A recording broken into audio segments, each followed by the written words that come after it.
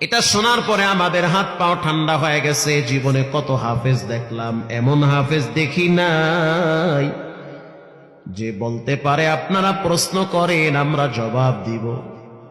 টিওনো সাহেব বলতে আছে একটু তেলাওয়াত কইরা শোনাও। ছোট বাচ্চাটা সূরা তাহা তেলাওয়াত শুরু করে দিল। তাহা মা আনজালনা আলাইকাল কুরআনা লিতাশকা। তেলাওয়াত যখন শুরু করলো তাকায় দেখলাম টিওনো সাহেবের চোখের পানি বায়া বায়া পড়তেছে। স্যার আপনি কেন কাঁদেন? বলে বাইতুল্লাহ দাঁড়াইয়া যেই পড়া শুনছি ওই পড়াটা মনে হয় এখন শুনতেছি। এবার আমরা প্রশ্ন করলাম, যেখানে প্রশ্ন করি পৃষ্ঠা ঠেকায়া দেয়, কোথাও আটকাইতে পারি না। চিন্তা করে দেখলাম সবার ভিতরে পড়ার মানের দিক থেকে এই দুইটা ছেলে ফার্স্ট ক্লাস। সবাই বুদ্ধি দিল তাহলে একটা কাজ করি, কোনো দিকে তাকানো দরকার নাই। মোতাল্লি সাহেব তার মাজায় ব্যথা, চেহারে বসেছিল, ওখান থেকে ওইটা বাচ্চা দুইটারে বুকে জড়ায় ধইরা বলতে আছে আয় আয়, আর কোন হাফিজ দেখতে চাই না, তোমাদেরকে এবছর খতমে তারাবির জন্য নিয়োগ দিয়ে দিলাম। তারাবি শুরু হয়ে গেল 17ই রমজান। বাহিরে হাজার হাজার মানুষ দাঁড়ায় দাঁড়ায় নামাজ পড়ে, এমনকি পুলিশকেও দেখেছি রাস্তার উপরে গামছা বিছায়া নামাজে দাঁড়ায় রইছে। হিন্দু মহিলারাও পর্যন্ত মসজিদের পিছনে দাঁড়ায় দাঁড়ায় কোরআন তেলাওয়াত শুনেছে। 17ই রমজান বদর দিবস, এদের পড়াগুলা এত মানুষদের হৃদয় কেড়েছে। তারাবি শেষ হওয়ার পরে বাচ্চা দুইটার সাথে অনেক মানুষ দেখছি মুসাফা করে, কেউ কপালে চুমা দেয়, বুকের সাথে বুকটা লাগায়, বড় আনন্দ পায়। নামাজ শেষ হওয়ার পরে বাহিরে একটা মুরব্বী বসে আছে, বসে বসে গামছা দিয়া চোখের পানি মুছতেছে। এলাকার গণ্যমান্য ব্যক্তি বলতে আছে আপনার কি প্রবলেম, এখানে কেন বসে আছেন? সবাই তো বাড়িতে চলে গেছে। এই লোকটা বলতে আছে আমার মনের কষ্ট আপনারা বুঝবেন না, চলে যান যার যার মতো বাড়িতে। ওই দুইটা হাফেজের ছোট হাফেজটার নজর পড়েছে বাহিরের লোকটার দিকে। ভিতর থেকে পিছনে দৌড় মাইরা আইসা বলতে আছে এই লোকটা আমার আব্বা, ঢাকা শহরের অলিতে গলিতে রিক্সা চালায়, গ্রামের বাড়ি হলো সেই কুড়িগ্রামে। এলাকার মানুষজন তাকে খুব সম্মান করে ভিতরে নিয়ে গেল। আপনি আরো আগে কেন আসেন নাই? লোকটা বলতে আছে আমি রিক্সা চালাই, এজন্য আমি এই বাচ্চাদের কাছে এতদিন আসি নাই, না জানি মানুষ বলবে রিক্সাওয়ালার পোলা, আমার বাচ্চাদের হয়তো সম্মান নষ্ট হতে পারে, এজন্য আমি ধারে কাছেও আসি নাই। ইমাম সাহেব বলতে আছে ওদের মা কোথায়? রিক্সাওয়ালা বলতে আছে ওদের মা তো আরো 2 বছর আগে গাড়ি অ্যাক্সিডেন্টে কবরের বাসিন্দা হয়ে গেছে। এই ঢাকা শহরে আমি বস্তিতে রুম ভাড়া নিয়ে থাকি, 2টা বাচ্চারে মাদ্রাসায় ভর্তি করছি, ব্রেন এত ভালো, 11 মাসে 2টা বাচ্চা কোরআনের হাফেজ। আল্লাহর কি ফয়সালা, 30 পারা কোরআন আল্লাহ পাক এমন ভাবে জমা করে রাখছে, শুরু থেকে শেষ পর্যন্ত পড়বে, একটা পেসও লাগে না। রিক্সাওয়ালার উক্তি হলো আল্লাহ তোমার কাছে আমি সন্তানের কামাই খাইতে চাই না, কিন্তু আমার মৃত্যুর পর কোরআনওয়ালা সন্তান যেন নিজের হাতে আমার লাশ কবরে রাখতে পারে। এই দুনিয়ায় কত সম্পদওয়ালা ব্যক্তি দেখছি, মরার সময় ছেলে মেয়েরা পর্যন্ত বাবার জন্য দোয়াটাও করে না। করোনার সময় লাশ ফালায় রাখতে দেখছি, টেলিফোন কইরা বলে লাশটারে দাফন করো, বাবার কাছে আসতে ভয় লাগে। এটার নামই দুনিয়া, কেউ কারো না, কেউ কারো না, একমাত্র একজনই আপনার আপন। জোরে বলেন তিনি হলেন কে? ওরে যুবক ভাই, ও মুরব্বী বাবা, এলাকার মানুষ, পাক্কা নিয়ত করে নেন, তওবা করে নেন, জীবনে কোনোদিন নামাজ ছাড়বো না, জীবনে কোনোদিন হারাম খাবো না, জীবনে কোনোদিন মদ পান করব না।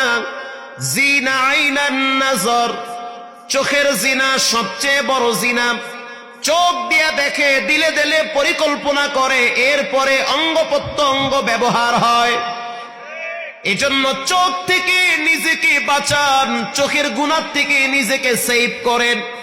চোখের গুনাহ মারাত্মক গুনাহ, কিয়ামতের ময়দানে চোখের ভিতরে গরম সীসা ঢেলে দিবেন কে? মোবাইলের নেশা মারাত্মক নেশা, চাইলেও তো ভালো জিনিস সামনে আসে না, খারাপ জিনিস আসে। এরপরে 5 ওয়াক্ত নামাজ জামাত সহকারে আদায় করতে না পারলে কি জান্নাতে প্রবেশ করা যাবে? এত প্রশ্ন দিলে তো ফজর হয়ে যাবে। আরে ভাই, আপনি জামাত কেন ছাড়বেন? জামাত ছাড়া তো মুনাফিকি লক্ষণ। জামাত ছাড়া কি লক্ষণ? মুনাফিকি লক্ষণ। আপনি কেন জামাত ছাড়বেন? জামাতের সহিত নামাজ আদায় করতে হবে। এখন জম্মের বৃষ্টি নামছে, আপনি আইতে পারতে আছেন না, ইসলাম বলে আশা লাগবে না, ঘরে নামাজ পড়ো। কথা কি বুঝাইতে পারছি? এমন বৃষ্টি, রাস্তায় নামতে পারতেছেন না। 1 2 নম্বরে ভয়ঙ্কর কুকুর, নামলেই কামড় দিবে, সেই ক্ষেত্রে ঘরে নামাজ পড়তে পারবেন। 3 আপনার দুশ্মন যে কোনো টাইমে আপনাকে অস্ত্র দিয়ে আঘাত করে রাস্তায় ডেড করে দিতে পারে, এরকম ভয় আছে না নাই? মাঝে মাঝে থাকে। তো এটাও যদি অনুভব হয়, সেই ক্ষেত্রে আপনি ঘরে নামাজ আদায় করতে পারবেন। আরেকটি ভয়, সেটা হলো আপনি মুরব্বী মানুষ, হাঁটতে পারেন না, কষ্ট হয়, শ্বাস বেড়ে যায়, অসুস্থ, মসজিদে আসতে পারতেছেন না। আগে এক সময় আসছেন, এখন আসতে পারেন না। রাসূলুল্লাহ বলেন, ঘরে বৈশা নামাজ পড়লেও মসজিদে আসার নেকি আমল নামায় জমা হবে। সুবহানাল্লাহ। আরো আসতে বলেন। সম্মানিত হাজিরিন, সমকামিতা সমাজের ভিতরে বেড়ে গিয়েছে, সমকামিতা চতুর্দিকে ছড়িয়ে পড়েছে। সমকামিতার শাস্তি হলো আগুনে পুড়ে শেষ করে দেওয়া, এটা সমকামিতার শাস্তি। সমকামিতা আজকে বিভিন্ন অ্যাডভার্টাইজের মাধ্যমে, নাটকের মাধ্যমে, থিয়েটারের মাধ্যমে, বিভিন্ন অঙ্গি ভঙ্গিতে আজকে সমকামিতাকে প্রমোট করা হচ্ছে। অনতিলম্বে সমকামিতাকে বন্ধ করতে হবে আইন পাশ করে, তা না হলে এই দেশ এক সময় ধ্বংস হয়ে যাবে। আল্লাহ তাআলা হিফাজত করুক। জোরে বলেন আমিন। আরো জোরে বলেন আমিন। দুনিয়া আখিরাতে উত্তম জাযায়ে খায়ের দান করুক, বলেন আমিন। রাসূলুল্লাহ বলেন, কবরের আযাব থেকে যদি মুক্তি পেতে চাও, কোরআনকে বন্ধু বানাতে হবে ইনশাআল্লাহ। বলেন 2 নম্বরে ওয়াসসালাতু আন ইয়ামিনিহি, নামাজ আপনার বন্ধু হবে। ডান পাশে নামাজ দাঁড়ায় বলবে, খবরদার শাস্তি দিবি না। 3 নম্বরে ওয়াসিয়াম, রোজা আপনার বাম পাশে দাঁড়াবে। 4 নম্বরে ওয়াসাইরুল হাসানাতি ইনদা রিজলাইন, জাগতিক আমলগুলা পায়ের কাছে দাঁড়ায় বলবে, খবরদার শাস্তি দিবা না। সাদাকার সওয়াব, মানুষের সাথে ভালো আচরণের সওয়াব, রাস্তায় বিষাক্ত পাথর পড়ে আছে, সরায়া দিছে, ভালো কাজ, এগুলোর নেকি জমা হতে হতে আল্লাহ তাআলা কবরে বন্ধু আকারে পায়ের কিনারায় দাঁড় করায়া দিবে।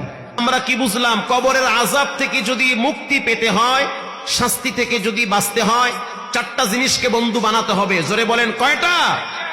4টা। 1 নম্বরে কোরআন, জোরে বলেন কি? 2 নম্বরে নামাজ, বলেন কি? শীতের দিন নামাজ পড়তে কি মজা লাগে না কষ্ট লাগে? কষ্ট লাগে না? মানে যারা পড়ে না হেরা জোরে কয় কষ্ট লাগে।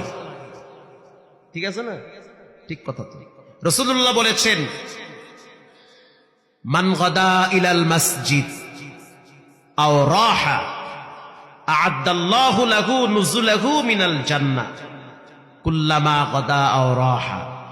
যে ব্যক্তি সকালে আর সন্ধ্যায়, অর্থাৎ ফজর আর এশায় মসজিদে গিয়ে নামাজ আদায় করে, আল্লাহর রাসূল বলেন কিয়ামতের ময়দানে জান্নাতে আল্লাহ তাআলা নিজ হাতে তাকে মেহমানদারি করাবে। সুবহানাল্লাহটা যেমনে কইছেন ভালো লাগলো না? আরো জোরে বলেন সুবহানাল্লাহ। যে ব্যক্তি সকাল আর সন্ধ্যায় মসজিদে আসা যাওয়া করবে, আসা যাওয়া মানে কি আর জোতালায় দৌড় মারবে না, সে নামাজ আদায় করবে। মান সাল্লাল বারদাইনা দাখালাল জান্নাহ, 2 ঠান্ডার নামাজ এশা আর ফজর, অনেক কষ্ট লাগে, তারপরেও পড়তে হবে। আদায় করবেন তো ইনশাআল্লাহ?